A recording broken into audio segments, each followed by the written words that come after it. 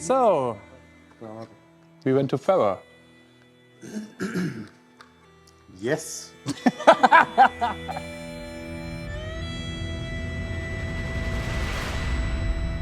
We was there to print in an international handball arena. They built a brand new handball arena to get international competitions, and they are only 50,000 in this economy. So crazy stuff. The idea is to make our country more attractive for the young people to stay here. It's been a dream for many, many years, and we were some people who got together about this some years ago and said, let's go and try and do it. And we're quite proud of it now. It's finished. It can hold 8% of the population for a concert. The first handball games have been here were totally sold out. I think they sold out in 1 minute. When did you first hear about the project? I think it was in late November, and I was just asked if I can help out for a week in a printing job, and it came out a lot bigger. 3 weeks in total. It was something I never have done before. When I saw the wall, I got very nervous because it was not white and it was concrete. But I was very glad that wallPen did a test print on a wall, exactly like the final wall. And then I could relax when I saw that.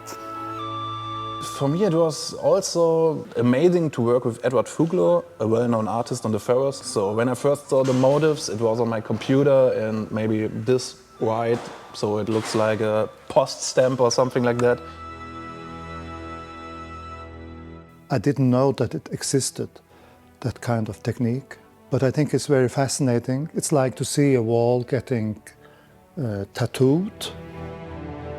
Edward's a very well-known artist in our region, and he's also very creative in different ways, and maybe one of the ones who would accept us using this type of technology.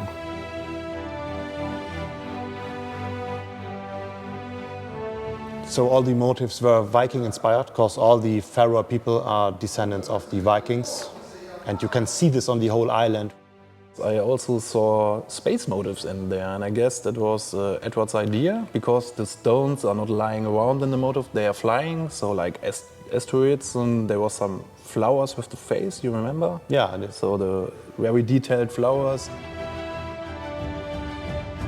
When I was asked to do it, we went up to the ground. There was no building then. And it's a dramatic nature, it's a magical nature outside, with huge stones and small seas or waters and small waterfalls and flowers in the summertime. It was kind of a magical, mysterious landscape, but also a very old Nordic landscape. I knew, of course, it would be an arena, and when I saw this old landscape, I thought about, you know, Vikings or way, way back in time. I also like the mix of both techniques. So we printed 99% of the wall, but there was some gaps we couldn't print in because it was a technical limitation.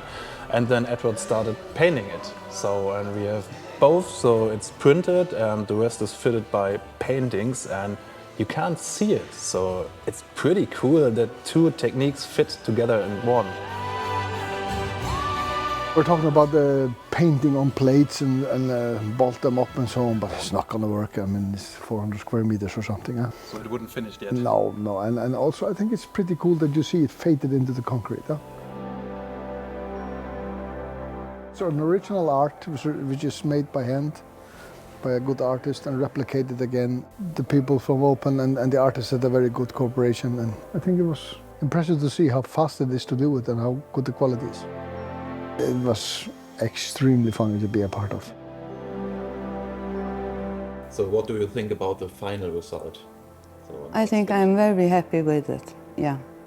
And I'm very glad that the artist is happy with it. In the beginning, I thought I'm not allowed to touch it. But when we worked on it, it was more like a team and relaxed, and I started to retouch and do stuff by hand, and I would have done it anyway. Okay. If you said no, I would do it anyway. Yeah, yeah. But I'm very pleased with the look of it. Yeah. And I think it's a great combination that's printed and painted, and that's also a way to do it. And you want to use it again? Absolutely. Yeah. Wouldn't you? Love to. Together with me? Yeah, of course. Yeah. Yes.